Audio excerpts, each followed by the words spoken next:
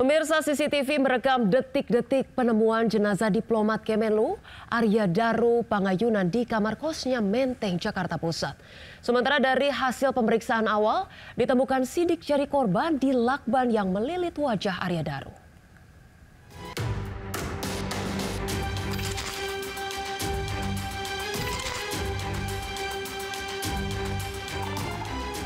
Inilah detik-detik saat penjaga kos pertama kali menemukan jenazah diplomat muda Kemenlu Arya Daru Pangayunan di dalam kamarnya di kawasan Gondang Dia Menteng, Jakarta Pusat. Penjaga kos terpaksa membuka paksa jendela kamar untuk melihat kondisi korban.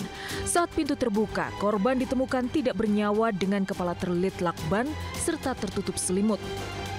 Sebelumnya istri korban di Yogyakarta meminta pemilik kos untuk memeriksa suaminya lantaran 2 hari tidak bisa dihubungi. Sementara itu, CCTV lainnya di rumah kos ini juga menunjukkan kondisi Arya Daru sehari sebelum ditemukan tewas. Tidak ada kejanggalan, korban terlihat membuang plastik hitam berisi sampah. Tidak ada tanda korban sakit. Penyebab kematian diplomat muda Kemenlu Arya Daru masih menyisakan misteri. Polisi telah menggelar 2 kali olah tempat kejadian. 5 saksi telah diperiksa termasuk istri korban. Hasil penyelidikan akan diumumkan pekan depan. Bukti-bukti yang ada perlu dipelajari oleh forensik, ya, baik CCTV, kemudian hasil otopsi, dan juga termasuk digital. Digital itu dari laptop dan lain-lain, ya. Mungkin seminggu lagi selesai.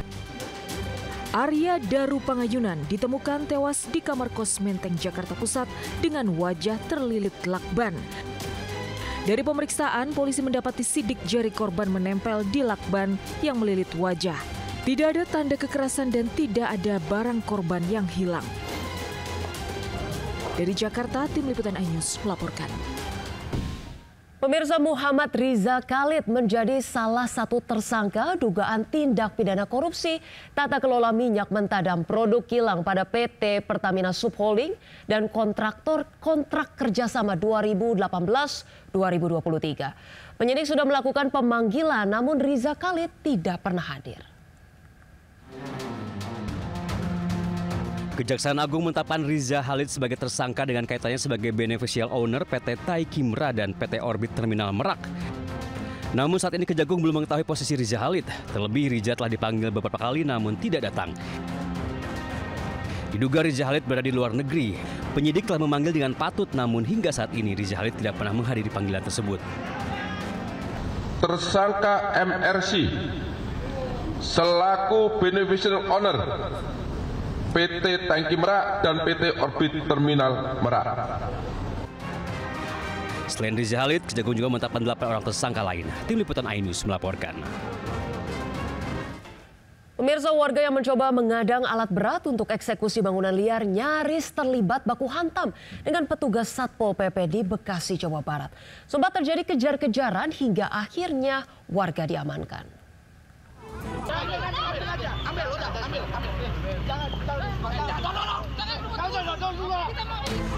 Warga dan petugas Satuan Polisi Pamung Praja Kabupaten Bekasi terlibat aksi saling dorong saat petugas mengawal alat berat yang akan digunakan untuk melakukan eksekusi bangunan liar di Jalan Raya Pulo Timaha, Babelan Kota, Kecamatan Babelan, Kabupaten Bekasi, Jawa Barat. Petugas yang tersulut emosi nyaris terlibat baku hantam dengan warga yang melakukan pengadangan. Petugas sempat terlibat kejar-kejaran hingga akhirnya warga berhasil diamankan. Ketegangan mereda setelah petugas melepaskan warga tersebut. Aksi protes warga dilakukan lantaran pemerintah Kabupaten Bekasi tidak memberikan uang kompensasi terhadap pemilik bangunan. Warga mengaku telah mengeluarkan uang hingga ratusan juta rupiah demi memiliki bangunan yang berdiri di tanah Perum Jasa Tirta yang dibelinya dari oknum perangkat desa. Petugas Satpol PP menertibkan sebanyak 420 bangunan liar. Pemerintah Kabupaten Bekasi rencananya akan melakukan normalisasi Sungai Pulo Timaha dalam rangka penanganan banjir. Pemerintah juga akan mengembalikan fungsi lahan sebagai ruang terbuka hijau. Dari Kabupaten Bekasi, Jawa Barat, Didi Junaidi melaporkan. Pemirsa, unjuk rasa ratusan mahasiswa menolak perpanjangan jabatan rektor berujung bentrokan dengan pihak keamanan di Universitas Halu Olo, Kendari. Pengunjuk rasa menilai perpanjangan jabatan rektor dinilai syarat permainan.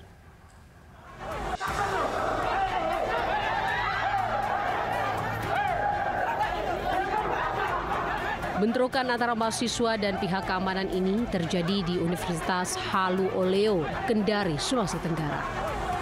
Bentrokan tak terelakkan saat Rektor Profesor Muhammad Zamrun Firihu mencoba menemui massa. Kehadiran Rektor justru membuat massa makin emosi hingga akhirnya Rektor meninggalkan lokasi unjuk rasa. Mahasiswa sempat dipukul mundur menjauh dari gedung rektorat. Namun mahasiswa terus memaksa merangsek ke pelataran gedung rektorat.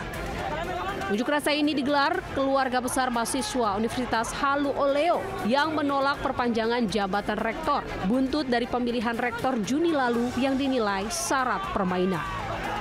Dalam aksi ini, mahasiswa juga meminta Mendikti-Saintek membentuk tim investigasi independen nasional untuk mengungkap dugaan permainan pemilihan rektor Universitas Halu Olo. Dari Kendari, Sulawesi Tenggara, Asdar Zulang melaporkan. Pemirsa, kebakaran menghanguskan pabrik peralatan rumah tangga di kawasan industri Cikande, Kabupaten Serang, Banten. Api diduga berasal dari korsleting oven yang kemudian menyebar ke seluruh bangunan.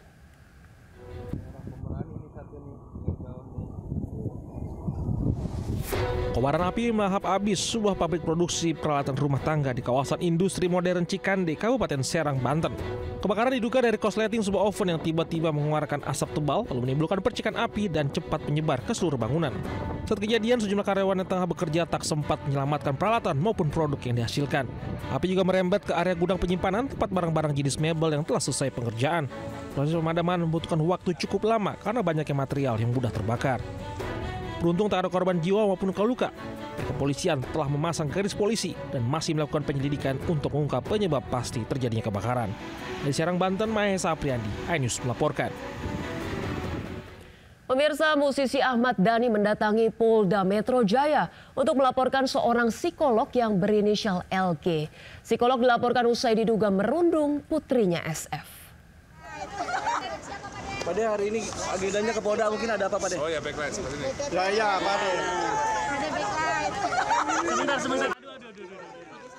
Setelah menyambangi KPAI, musisi Ahmad Dhani mendatangi Polda Metro Jaya untuk melaporkan seorang psikolog yang berinisial LG. Tak hanya Ahmad Dhani, Al-Ghazali dan Mulan Jamila hadir untuk mendampingi. Bahkan awalnya yang akan melaporkan adalah Al-Ghazali. Namun mengingat SF adalah anak dari Ahmad Dhani, maka Dhanilah yang menjadi pelapor. LG disangkakan Undang-Undang Perlindungan Anak, junto Undang-Undang ITE dengan ancaman 5 tahun penjara. Sebelumnya Ahmad Dhani dan Mulan Jamila bersama kuasa hukumnya juga mendatangi kantor Komisi Perlindungan Anak Indonesia atau KPAI untuk melaporkan kasus perundungan yang menimpa putrinya SF.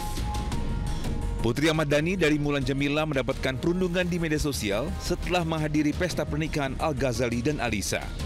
Tim Liputan iNews melaporkan.